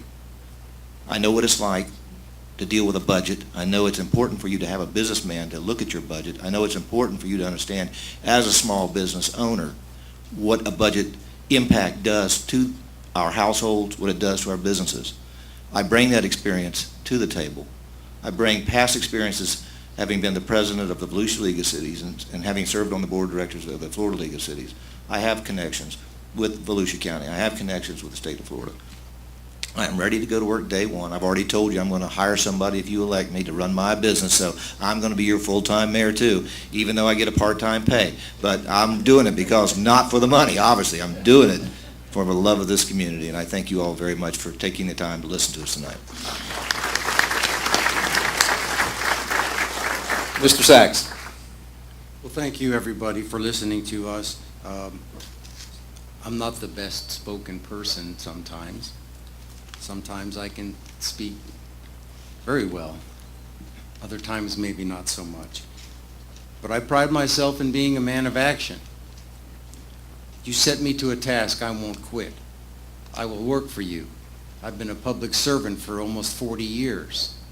I would love to continue that public service, to be employed by you. You've taken the time to be here tonight in order to determine the direction of New Smyrna Beach, what direction we will follow. That future is in your hands. In our democracy, the most important office that a person can hold is not the commissioner, nor is it the president. It is you, the citizen. Our country is now in the midst of a battle between the interests and the needs of the citizens and the corporations. I'm all for business, but the citizens come first. And I hope that this town will prosper and that we can grow responsibly and that we can retain the culture, the charm, the ecology, and the good times. So I hope with that in mind that you might pick me for your commissioner on November 4th. Thanks. Thank you, Mr. Sachs. Mr. Sather. Thank you, Mr. Danaher. First, let me say thank you to the Citizens for Smart Growth. In the years that I've served this city, I've never seen a better organized, more well-intentioned group. You reached into your own pockets, you put yourself together as a corporation, you've addressed issues, and this forum tonight, I don't know about you folks, but it's one of the best forums I've ever attended. I think the questions were excellent. And I want to commend all of you in the audience, sitting up here and watching the dignity with which all of you have responded this evening, some of you agreeing and some of you disagreeing. I just think it's wonderful, and I think you should have a big hand for yourselves. We'll get to that. Look, I'm a 27-year full-time resident of New Smyrna Beach. I've raised my family here. I'm going to be here for the rest of my life. I like to say they're going to carry me out of here someday with my flip-flops on. 4 terms on Planning and Zoning Board, I've learned a lot. 1 year in code enforcement, learned a lot. Participated in the formation of the Marine Discovery Center in its very early years. Served on Volusia County's first committee for environmental learning centers. Been a realtor here for 20 years. I'm a real estate consultant on land use and site acquisition for over 10 years. I served on the Metropolitan Planning Organization on the 2025 road plan. I'm endorsed by your current mayor, a former 7-term mayor, members of economic development, many business leaders, many individuals in this community. My priority is to maintain your daily quality of life, preserve your environment, carefully manage our growth, and keep your taxes down. Folks, the best leader is the best servant. Let my experience work for you. I'm ready day one. Thank you. Thank you, Mr. Sather, and thanks to each of you for your contributions this evening. And in case we miss something, each of the candidates will be available at their tables, Mr. Hathaway, Mr. GRASTY, Mr. Sather, and Mr. Sachs, if you want to meet with them and talk with them about anything that may remain. In addition to that, there's a very important announcement. The CRA proposal comes before the Volusia County Council on December 11th, 2014. All of us need to be there. We need to make a presence. And if you need any help in understanding anything about it, I see Commissioner Jason McGurkin back in the room, and he'll be glad to help you out. Thank you. Now we're going to have some fun. We're going to draw for some wonderful door prizes that have been donated from some of the merchants in town. So if you feel lucky, hang around or go see the candidates. And last-minute entries, the ladies got the blue bowls, and then we'll draw some prizes. Thank you.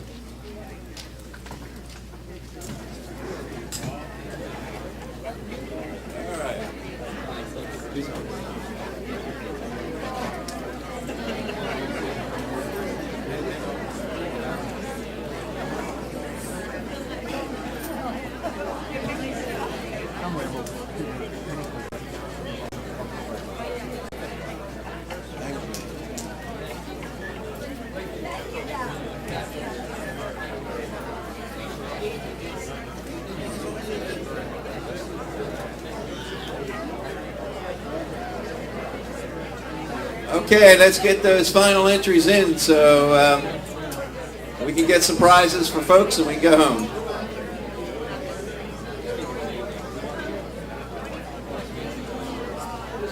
Maggie, Celeste.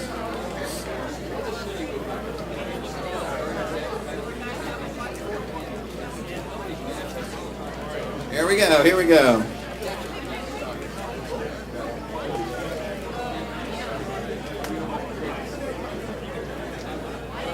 All right. Here's the last batch coming in from Lorraine right now.